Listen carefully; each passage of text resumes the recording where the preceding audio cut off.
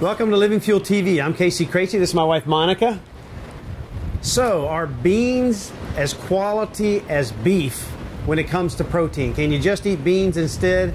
Do you need to eat beans and beef? What can you mix with beans? This is really another complex area that we continue on the subject of protein. We talked about the reasons for it. We talked about how much you need. We talked about the fact that protein is essentially a raw material from which your body derives the building blocks called amino acids to do a myriad of structural and metabolic functions within the body. All right, so let's get into the sources of protein, of what people can be eating to get maybe the best sources. Because in your book on page 293, I love the way you say this. You say not all protein is alike. And just because you get a lot of protein does not mean you are necessarily getting an ideal amount of essential amino acids. Now, remind everybody what essential amino acids are. Okay, we talked about protein being the source of raw materials, the building blocks. Well, so you have, let's just say, 10 blocks here, and they're called essential amino acids, and 10 blocks here, they're called non-essential amino acids.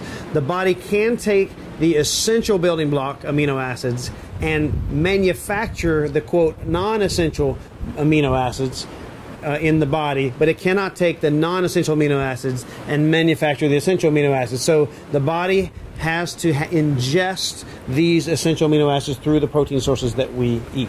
Okay, so what are some of the protein sources? Well, we talked in the last week's segment, we talked about egg. Egg is thought to be the ideal protein source. Egg whites by themselves, unless you have the things in the egg yellow, don't digest particularly well, so a whole egg digests well.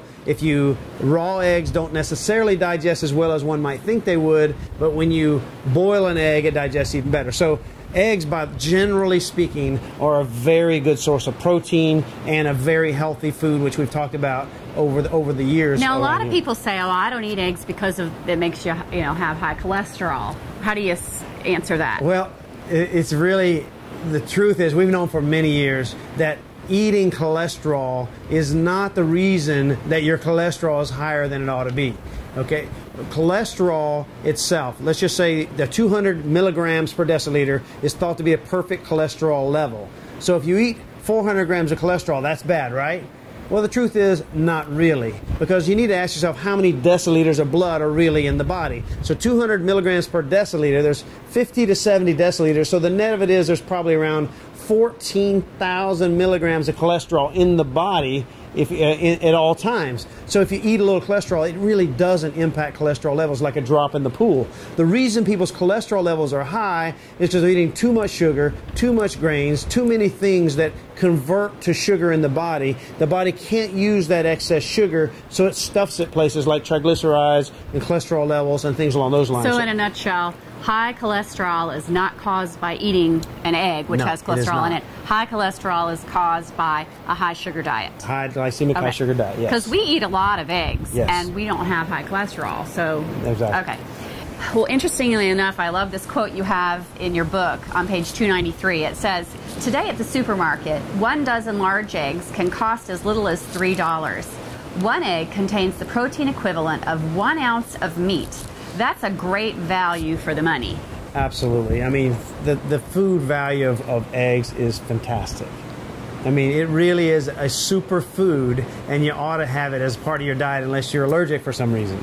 Okay, so let's talk about some other protein sources that are good ones. There's the meats. What else? Well, we talk about eggs, and eggs, if they're cooked, digest very well, and particularly if you have the egg yellow with it. Egg whites by themselves are more difficult to digest unless you have things like biotin and some of the other stuff that exists in the yellows. We talked about that.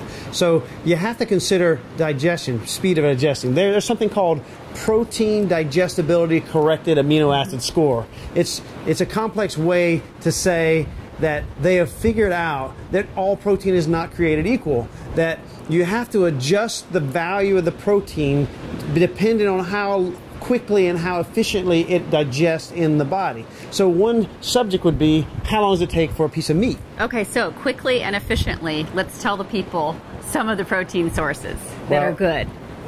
Meats are good. Now, not everybody eats meats, but if you do eat meats, it will be the grass-fed, organic beefs and and chicken and fish and those sort of things. We always tell you to lean towards the fatty fish so that in addition to your protein, you're actually getting your your fatty acids, also your omega-3s and such. So these are very important sources. Nuts and seeds bring protein, but if you remember, they're more the incomplete proteins though. Yes, I mean, when you talk about vegetable proteins, when you talk about incomplete, what you're saying is that they don't have enough of certain essential amino acids, which means it's a limiting it's a limiting protein as far as metabolic function. So you have to combine like lentils and other vegetable proteins together in order to get a complement of essential amino acids so that it brings enough value to the body to fuel the metabolic function. It's a complex thing.